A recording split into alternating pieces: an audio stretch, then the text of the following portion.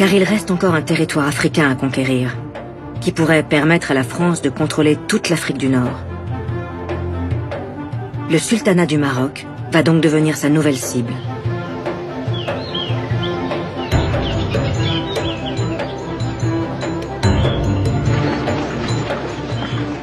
Le jeune sultan Moulay Abdelaziz, à l'abri des hauts murs de son palais de Fès, était pourtant parvenu à préserver l'indépendance de son petit pays, poursuivant la politique de ses prédécesseurs qui commerçaient depuis longtemps avec les Européens.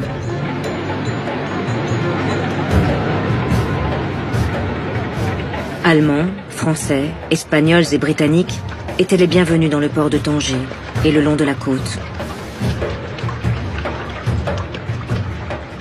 Mais dans une tragédie en 3 actes, dont les acteurs seront les puissances européennes, le Maroc va voir son destin lui échapper.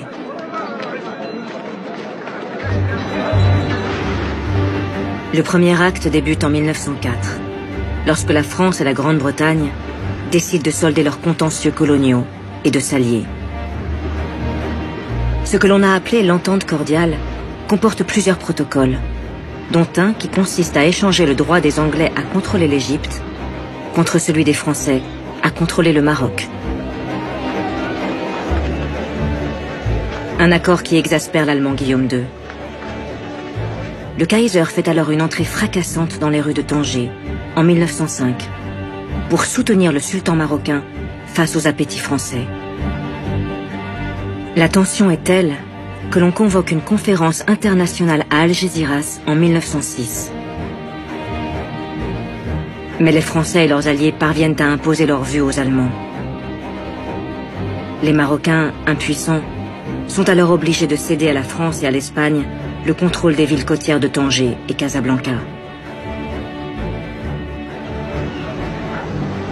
Si les deux puissances n'ont pas le droit d'intervenir à l'intérieur du pays, elles peuvent désormais déployer leurs troupes le long de la côte, comme elles l'exigeaient.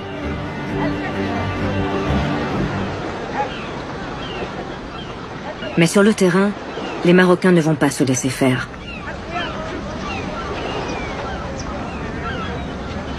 Le nouveau sultan Moulay Abdelhafid pense, lui, pouvoir tenir tête aux Français et aux Espagnols.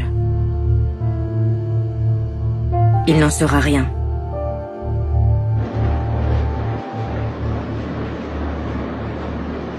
Sous la pression du parti colonial, qui pousse à l'annexion du Maroc, et sous le prétexte toujours le même de troubles à la frontière algérienne, la France multiplie les opérations militaires à partir de 1908, s'engageant dans une guerre coloniale de plus de 25 années, sans doute la moins connue de son histoire. Ces opérations sont soutenues par une large majorité de députés, à l'exception notable des socialistes.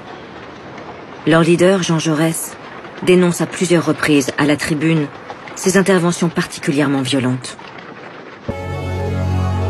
Et lors du 3e acte de ce drame marocain, en 1912, c'est une nouvelle fois un partage territorial entre Européens qui est finalement décidé.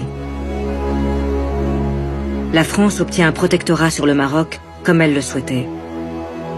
En échange, elle doit céder à l'Allemagne des terres françaises en Afrique équatoriale afin d'agrandir la colonie allemande du Cameroun. L'Italie, elle, est autorisée à s'installer en Libye. Quant à l'Espagne, elle gardera le contrôle du nord du Maroc, autour de Ceuta, ainsi qu'au sud, dans la province du Sahara occidental, appelée Rio de Oro.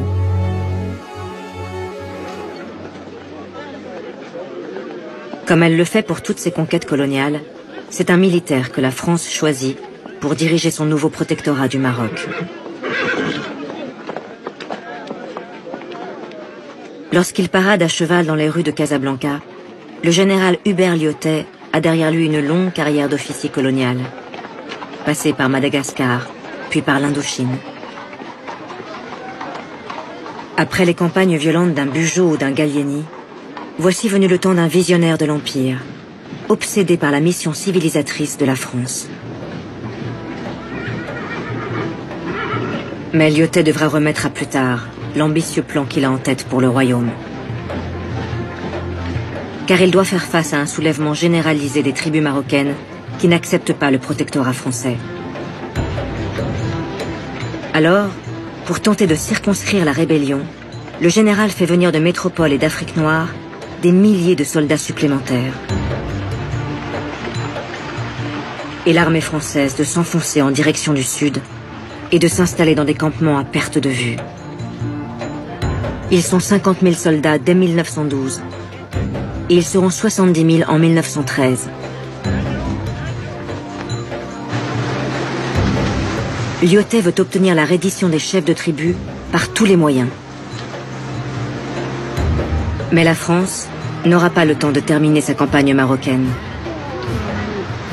Le général Lyautey doit brutalement interrompre ses opérations à l'été 1914, lorsque l'opposition entre l'Allemand Guillaume II et le Russe Nicolas II entraîne tout le continent européen dans la guerre.